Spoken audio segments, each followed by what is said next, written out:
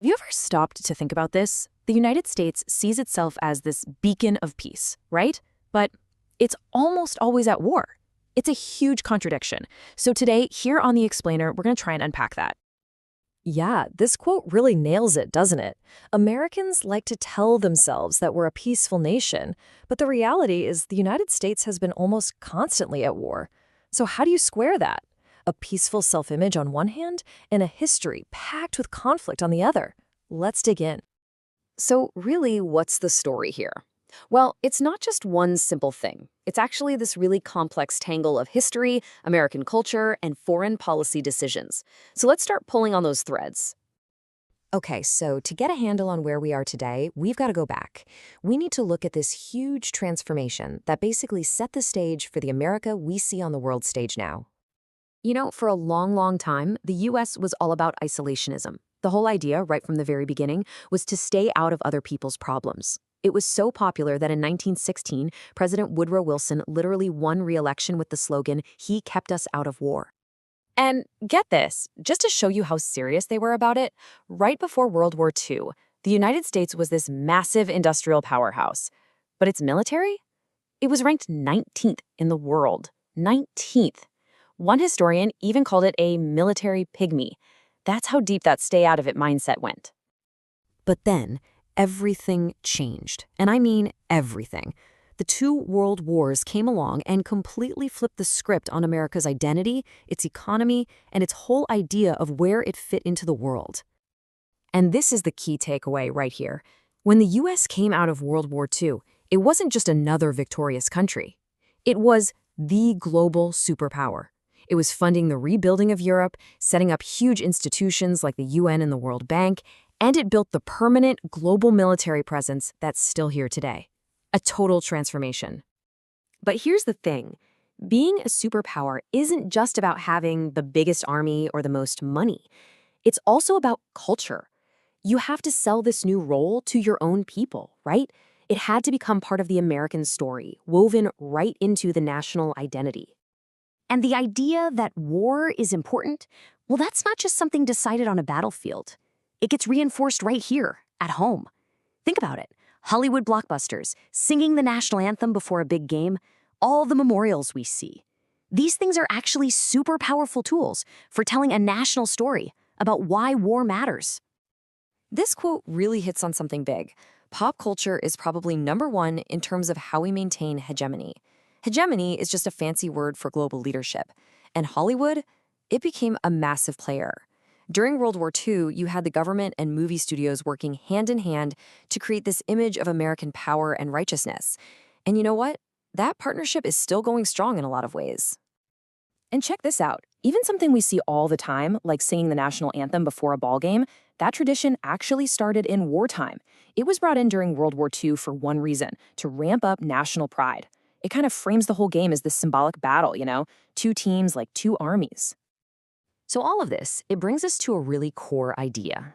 An ideology, really, that's been driving American foreign policy for a very long time. It's this belief that America has some kind of special mission in the world. It all started with this incredibly powerful concept, manifest destiny. This was the 19th century belief that the United States was, like, divinely chosen to expand all the way across the continent. Now, that might sound pretty noble, but in reality, it was the justification for some really brutal wars, from the Mexican-American War to the campaigns against Native American nations. And that 19th century idea, it never really went away. It just evolved. That divine mission to conquer a continent transformed into the sense of responsibility to project American values and interests all over the world. And that's how you end up with over 200,000 U.S. military personnel stationed across the globe today. When you look at the timeline, the pattern is just undeniable. The country was literally birthed in conflict with the revolution. Then in the 1840s, you have manifest destiny driving wars of expansion. By 1898, it's building an actual overseas empire. And then, after World War II, you get this huge global web of alliances like NATO. It's a straight line from a regional power to a global one. Okay, so that brings us to more recent history and this idea of a Pax Americana, an American peace.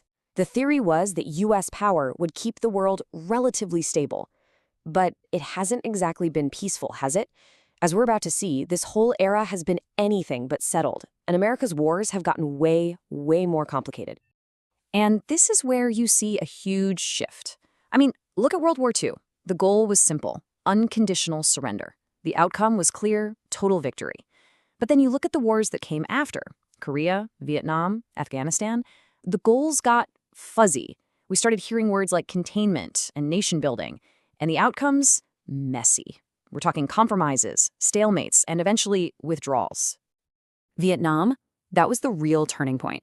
It was the first TV war. For the first time ever, war wasn't some far-off thing you only saw in heroic newsreels at the movie theater. Suddenly, it was right there in your living room, every single night, raw and brutal. And it completely shattered that simple idea that America was always the good guy. And the fallout from Vietnam was just massive. It was the end of the draft, for one thing. We moved to an all-volunteer professional military. And that created this whole new dynamic, right? Because now, for most people, war feels a lot more distant. It's something they do, not us. But at the same time, it left this deep, lasting skepticism about getting involved in foreign conflicts. And then, more recently, the endless wars in Iraq and Afghanistan really just hammered home the lessons of Vietnam all over again.